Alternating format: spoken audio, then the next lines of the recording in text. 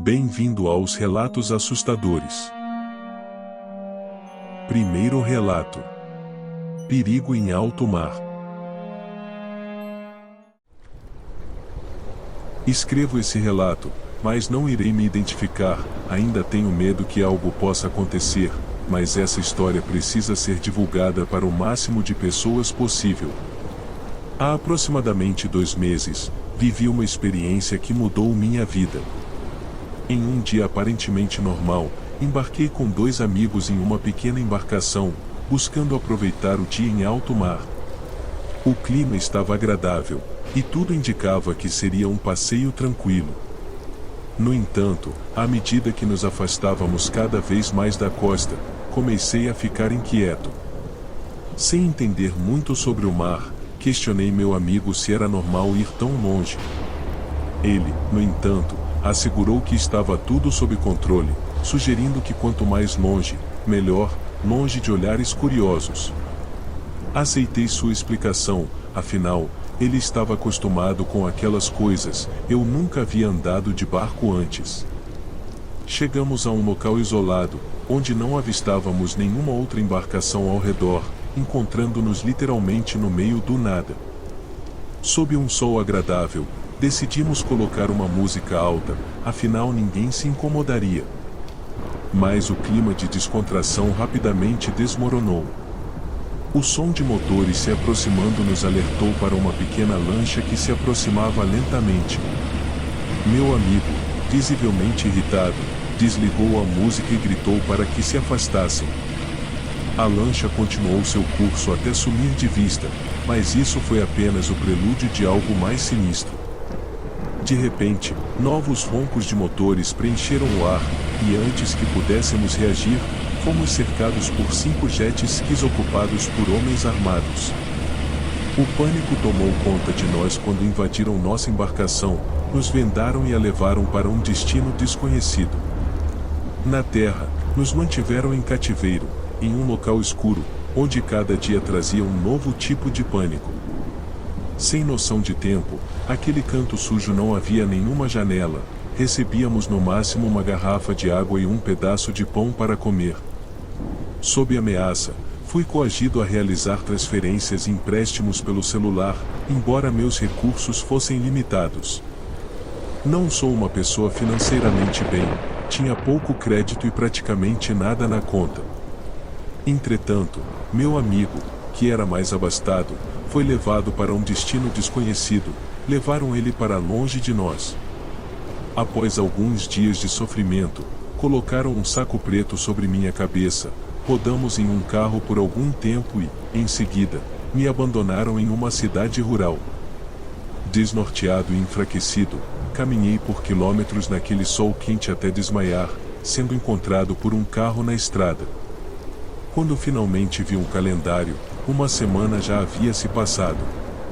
Ao relatar minha experiência à polícia, não tinha muitas informações para dar, a única coisa que eu sabia era o local em que partimos com o barco.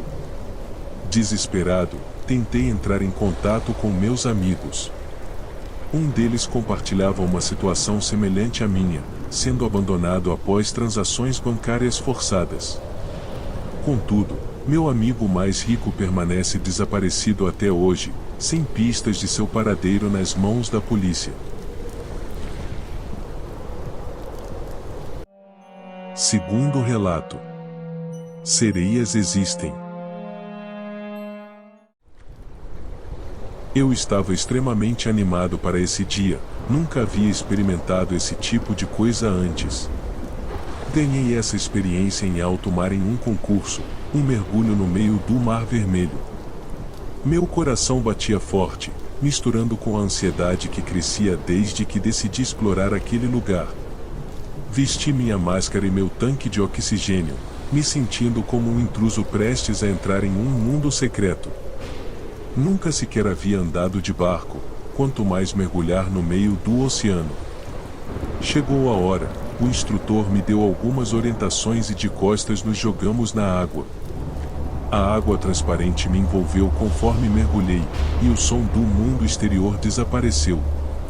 À medida que eu afundava, a luz do sol sumia. Quando mais íamos para o fundo, mais assustado eu ficava. Percebi algo errado. Uma sensação de que eu não estava sozinho. Pensei que era o instrutor que estava me acompanhando. Mas, foi quando a vi. Uma sombra escura, quase invisível no começo, movendo-se como fumaça na escuridão. Meus músculos ficaram tensos, e eu tentava convencer a mim mesmo de que era só minha imaginação. Era só o medo de estar fazendo algo novo, pensava comigo mesmo. Mas a criatura sombria se materializava, revelando-se uma forma feia e assustadora. Seus olhos brilhavam de forma sinistra, e seu corpo era coberto por membranas ondulantes. Uma boca cheia de dentes afiados se abriu lentamente, a criatura parecia gritar no fundo do oceano. O medo tomou conta de mim, e meu corpo gritava para que eu fugisse, mas eu continuava lá, preso pelo olhar da criatura. Ela se aproximava, era extremamente rápida, uma visão aterrorizante. A escuridão aumentava, e meu pânico ficava insuportável. Meu coração batia alto, e o oxigênio no meu tanque parecia estar acabando. Aquele ambiente de terror me sufocava, e minha respiração tornou-se agonizante conforme o indicador de oxigênio diminuía rapidamente. A criatura subaquática se movia de maneira tão veloz que parecia ter motores, tornando impossível acompanhá-la. Ela me cercava, nadando ao meu redor como se estivesse se preparando para um ataque final. Em meio ao desespero, busquei desesperadamente algo abaixo d'água para me defender, mas só encontrava pequenos corais e pedras. Os peixes, que antes povoavam o local, haviam fugido, indicando que algo terrível estava prestes a acontecer. Pensei que seria meu fim, sem nada para enfrentar os dentes pontiagudos daquela criatura aquática. A criatura parou e fixou seus olhos cruéis nos meus. Era impossível encarar aqueles olhos sanguinários. Ela começou a se mover rapidamente em minha direção, e fechei os olhos, temendo o inevitável. Esperei, mas o ataque não veio. Quando abri os olhos novamente, eu vi meu instrutor atacando a criatura com uma pequena faca. O sangue se misturava com a água enquanto o instrutor lutava contra a criatura. O ataque repentino a pegou de surpresa, e ela fugiu em desespero. A água, que antes estava agitada pela ameaça iminente, agora se acalmava. O instrutor, com expressão determinada, se virou para mim, indicando que era hora de voltarmos à superfície. A mistura de alívio e perplexidade preenchia o meu ser. Ao subirmos de volta para a superfície, o instrutor disse que eu havia sumido embaixo d'água, disse que me procurou por um bom tempo, talvez uma corrente de água tivesse me levado. Ele nunca havia visto nada daquele jeito nos 20 anos de mergulho que ele tinha. Não sabemos o que era aquela criatura. Se vocês acreditam em lendas, posso dizer que talvez fosse uma sereia, mas não era uma sereia de contos de fadas. Os cabelos eram ralos, e os dentes pontiagudos, o olhar instituía um clima sombrio, seus braços eram longos e nas pontas dos dedos pareciam facas. Só sei que, nunca gostei do ambiente aquático e agora tenho certeza de que estamos melhores em terra firme, nunca mais vou voltar para as profundezas do oceano. Terceiro relato. O navio fantasma. O céu noturno se estendia sobre o oceano. Eu estava a bordo de um navio de pesca, cercado pelo silêncio que só o mar profundo proporciona. O capitão, um veterano dos mares, adorava os contos dos mares, e sussurrava histórias sobre um navio fantasma que assombrava essas águas.